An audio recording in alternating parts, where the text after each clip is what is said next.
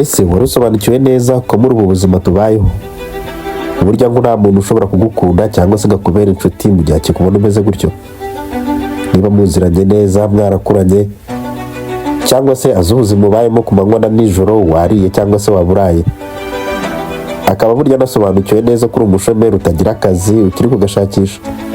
Si n'ibyo byonyine, burya ngo umuntu ubasha kumenya imyenda wambara, akabasha kumenya aho utaha, ubuzima bwawe muri rusange. Biragoye ko nubwo baba bakwereka ko ari inshuti zawe ngo ariko burya ntabwo muri inshuti. Uzaba uri kumwe nabo kenshi ntibubahe uwo uriwe cyangwa se ngo batekereze uburyo ki ushobora kuba uw'agaciro mu buzima bwabo. Igihe buryo uzagira agaciro ngo nibyo uzaba wabikoze wamaze kubona byinshi koko bituma bakugaragira bakakuguma impande kuko babonye ko ufite ibihagije. Yego nibyo ntabwo wibeshye, umuntu niko ateye. Igihe cyose ubuzima bwawe uzaba utarabwubaka neza ngo ugire ibya mirenge maze utunge byinshi nabo benshi baze kukureba, ntuzigire utekereza ko buriya bagukunda. Hoya nta n'umwe ugukunda mu gihe ntacyo agukuraho. Niko urukundo rw'isi rumeze, iminsi ya none niko yabaye. Ntacyo nguha, nta n'urukundo rwanjye ukwiriye kubona. Ni ukuvuga ngo igihe udafite icyo ubahereza, ntabona rukundo bazijya baguhereza nubwo babona bakuzengurutse. Ariko se buriya utekereza neza ko bariya abantu baguhora impande ubona ko bagukunda, ariko rimwe na rimwe wabakenera mu bikomeye cyangwa se mu byo wari ukeneye kuko bakwereka urukundo ukababura? Bajyaga wibeshya ko bagukunda, burya utekereza ko bagukunda? Oya, ubanze wikebuke wirebe neza, ubundi utekereze ngo mfite ibiki bingana koko cyangwa se bihagije bishobora gutuma umuntu ankunda. Ariko nawe ugaruke mu ruhande rwawe urebe abo ukunda, ukunda ibyo bafite. Maze rero ntuzategereze ko umuntu azagukunda kubera ko ntacyo ufite. Ubwo rukundo rudafite icyo rufite reka. Ubwo nanjye mbizi neza ko koko rutabaho. Reka ikiganiro cyacu uyu munsi twiganirire, dusobanukirwe neza uko ukwiriye kubikora mu gihe bose koko bagushizeho kugeza igihe bazazira bagahinduka inshuti zawe. Ariko ngo bizatangira bite? Uze gutekereza neza ukuntu bigenda nuko bitangira. Abantu bose ubona bagafashe cyangwa se bageze kuri byinshi, burya ubuzima bwabo ntabwo bwatangiye bameze kuriya. Nandetse nawe urabakunda, buri baririmba bifuza kumera nkabo, nabo nuko batangiye. Hari abo bifuzaga kumera nkabo, hari nuko byatangiye. Ntibagirwe gukanda subscribe rero niba ari ubwa mbere ugeze aha ngaha, ubundi twibandire muri kiganiro cyacu tumenye byinshi kandi tusobanukirwa neza impamvu batagukunda n'icyo baguhora, ariko n'igihe bazazira. Ubundi ngo bitangira gutya, bitangira ukora ugakora koko n'umutima wawe wose, ariko uzarebe iyo uri gukora akazi katagira umuntu ugushima, ugakora ukabona ntabwo babirebye, ugakora cyane ukabona ntabwo babyitayeho, ndetse ukifuza ko bakureba rwose ngo barebe kuri no gukora, ariko ukabona amaso yabo ntabwo ari kukureba. Nibyo ntabwo ndi kukubeshya, nawe ntabwo uri kwibeshya, burya amaso yabo ntabwo aba akureba. Nta nubwo bashaka kumenya ko uri gukora kuko ibyo uri gukora n'abandi barabikoze barananirwa. Rero wowe nta kintu gishyashya uje gukora gishobora kubemeza neza ko ibyo ugiye gukora nibyo bizatuma uhinduka indwara yabo bakakureba. Igihe uzakora ukabona ntawe ubyitayeho amasaha yose, ukavunika cyane n'imbaraga nyinshi, ariko ukabona nawe ubwawe koko rimwe wihindukira ukireba ukabona koko nta n'uwakurebaga. Ibyo kenshi biguca intege. Hoya rero icyo nje kukubwira, nakugira inama y'uko udakwiriye gucika intege mu gihe bimeze gutyo. Mu gihe ureba ukabona nta n'umwe ukwitayeho, nta n'uri kureba ibyo uri gukora, ntabwo bisobanuye ko burya utakoze. Hari akagiyeho nubwo batakabonye, ariko wowe wagakoze. Izo mbaraga zawe ntabwo zapfuye ubusa, ntabwo ukwiriye kuzisuzugura. Ni iz'agaciro kenshi cyane kuko wazitakaje ku bintu watekerejeho neza. Igihe uzaba uri wenyine cyangwa se uri gutekereza, wowe jya utekereza ibyakugirira umumaro naho kwitekererezaho ko abantu batigeze bakureba cyangwa ibyo wakoze batabiha agaciro. Ibyo burya ni amafuti yagusubiza inyuma, kandi kenshi uzasanga uri wenyine. Ibyo ntibizagutera ubwoba, uzakora ibintu byinshi uri wenyine. N'ugerageje kubiganiriza yisekera avuga ati ibyo bintu uri kwikinisha rwose cyangwa se uri kwiganirira. Uzavuga n'imishinga yawe abantu bayumve baseke kuko bareba imishinga uri gutekereza uko ingana, bareba nawe ako kanya uko ungana bakabona ntabwo bishoboka. Ariko abagabo benshi b'abakire bari kuri iyi si nabo ngo batangiriye kuri zero. Urugero nka Jack Ma umushinwa, umutunzi ukomeye cyane ariko watangiye kuri zero, ba Bill Gates, ba Elon Musk n'abandi bose waba uzi koko bibihangange batangiye nkawe. Wowe uri gukora ukabona nta n'umwe ukwitayeho, wowe ukeneye urukundo rw'abantu ariko ukabona nta n'umwe uri kugukunda. Wowe ukora cyane ngo bakurebe ariko ukabona amaso barayakurenza bakareba hirya. banagerageza gukora cyane rwose ukabona nta n'umwe ubyitayeho.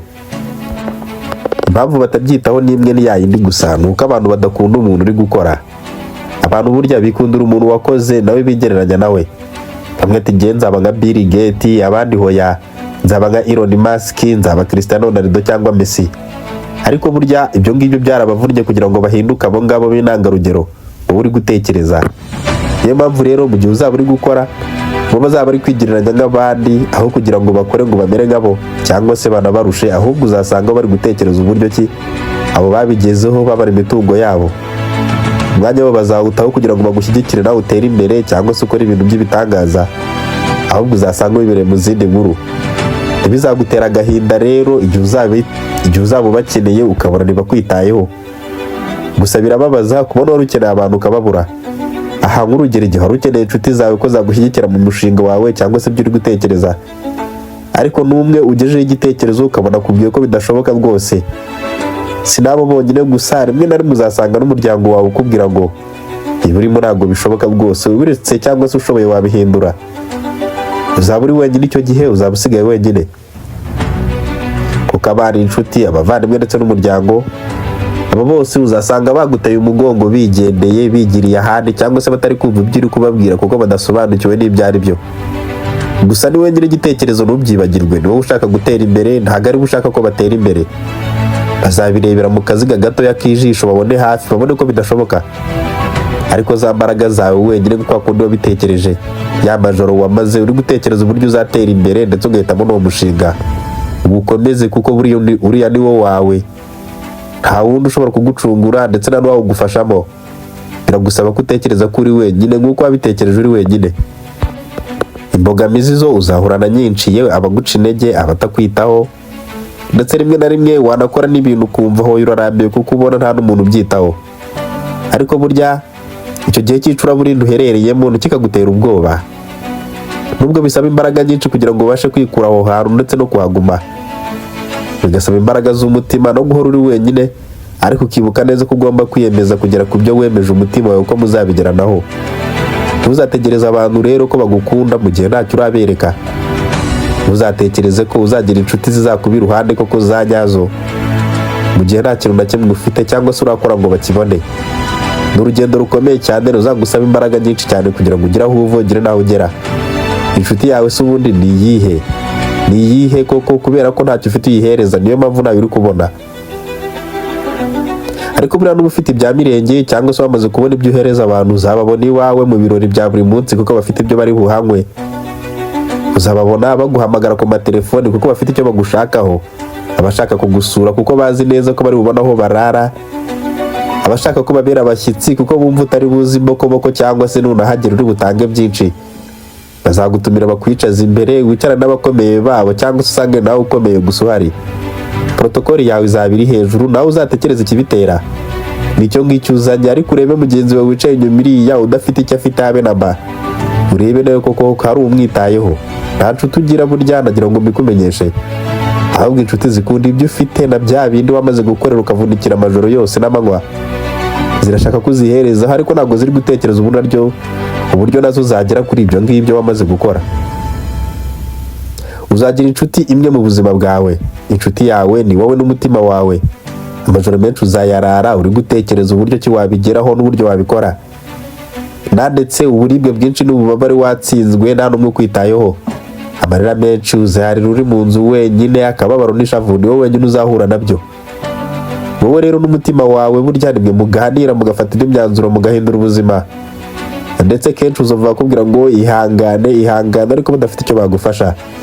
Wari ugifite azagusiga inyuma iheru, akurebe kuko atakubyaye cyangwa se mudahuje ibibazo ntafite byari gutekereza. Uzabona kenshi ariko kureba na seke avuga ati se ubundi uriya bijyagamo yubona azabigeraho. Ninde wamugiriye inama imeze kuriya? Umutima nama wawe rero niyo nshuti yonyine buryo ugira igikubwira ati wicike intege, biracyashoboka. Ndetse mu mwijima mwinshi cyane uri kugenda wenyine nta muntu n'umwe ubizi. Icyo gihe uzagerayo nibakubona ugezeyo ubundi bakubaze ngo ese ubikoze ute, bigenze bite, gute aka kanya waba ugeze aha hantu? Bizabatungura kuko ntabwo bari bitaye ku rugendo rwawe, nta n'ubatekerezaga ko wabikora. Ariko igihe kizagera bose muhurira ahantu hamwe, bicaye ari we bategereje baje kugukomera amashyi ndetse no kukubwira ngo felicitation, dore ubigezeho. Uwo munsi ndakeka ari uzishima bitandukanye na ya majoro y'uburibwe n'ububabare cyagiye byari byakunaniye, cyagiye warabuze n'umwe wabwira ndetse n'ubwe akakubwira ko adahari, ukanakora cyane ngo urebe ko akwitaho cyangwa se amenye neza kuri gukora ariko ukabona ibyo yakora byose we ntabwo bimureba, nta n'uruhara bifitemo kuko si ibye, ni ibyawe uri kwikorera. Niyo mpamvu udakwiriye kwibagirwa aho wavuye ndetse n'uburyo byagenze. Ntukajya ureba inzu yuzuye byose ngo wibagirwe igihe yari iri mu busa, ntukarebe konti y'amafaranga ngo wibagirwe igihe wari uri kuguza ngo bakugurize wabuze n'ayo kurya, ntukarebe akabati kawe kuzuye imyenda ngo wibeshye neza ko iyo myenda wayihoranye, ahubwo jya wibuka bya bihe byabanje igihe utari ufite na kimwe uko byagenze kugira ngo ubone n'ibyo ngibyo, wibuke iminsi, wibuke uko byagenze n'urugendo waciyemo. Ibyo bizagufasha kumenya neza abantu bakuzengurutse n'impamvu bakuri iruhande, maze usobanukirwa uburyo ukwiriye kubana nabo, ndetse unibuka ko igihe utari ufite na kimwe mutari mubanye kandi wari uriho. Ubwo rero ntuzibagirwe wagufashije cyangwa se gutera umugongo waba baragufasha akaboko akakugeza imbere igihe bwa buzima koko bwari bugoye uri wenyine. Ntabwo ari impaka ndetse si n'ibiganiro hoya, kenshi uzasanga koko mu rugendo rujya kure cyangwa se uri kujyamo uzisanga uri wenyine igihe kinini, nta n'umwe ukeneye kukumva ndetse nta n'ushaka kukumva. Ariko umunsi bazumva inkuru ko hari ibyo wagezeho, bose uzababona baje bakugaragiye, bari kukubaza uburyo ibyo bintu byose waba ubigezeho koko. Nta muntu n'umwe wageze ku bintu bikomeye adafite inkuru y'uburyo yabigezeho. Uzasanga kenshi bakubwira ngo njye naraburaye ndabwirirwa, nabuze ibyo kwambara, nabuze amafaranga y'ishuri, nabuze imyenda y'ishuri n'ibindi byinshi cyane azakubwira byabuze mu buzima bwe, maze akicara agafata umwanzuro w'uburyo azabishaka kandi atazongera kubibura. Ese wowe iyo uri kubishaka ubona hari umuntu ukwitayeho cyangwa se ufite gahunda yo kugushyigikira kugira ngo ugere kuri ibyo bintu? Oya, kebuka neza urasanga uri wenyine koko ubuzima bwawe bwa buri munsi. Niyo mpamvu ibyo uri gushaka ari ibyawe, ariko numara kubibona uzabona inshuti zibishakaho ndetse zishaka no kubigutwara.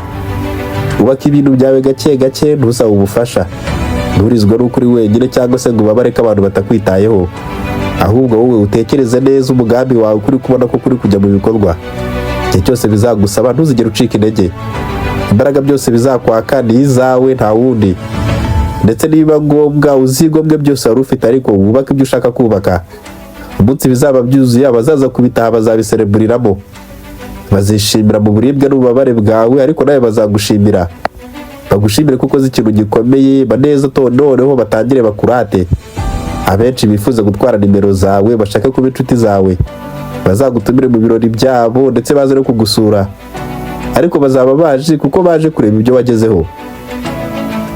Ibuka kera nta na kimwe urageraho nta n'ubwo waguhamagaraga nta n'uwagiraga nimero zawe. Ibyo rero ni ikintu kikwereka neza ko burya inshuti zawe zose uzazibona zishaka neza icyo ufite cyangwa se icyo umaze kugeraho, kuko urugendo ngari rurerure.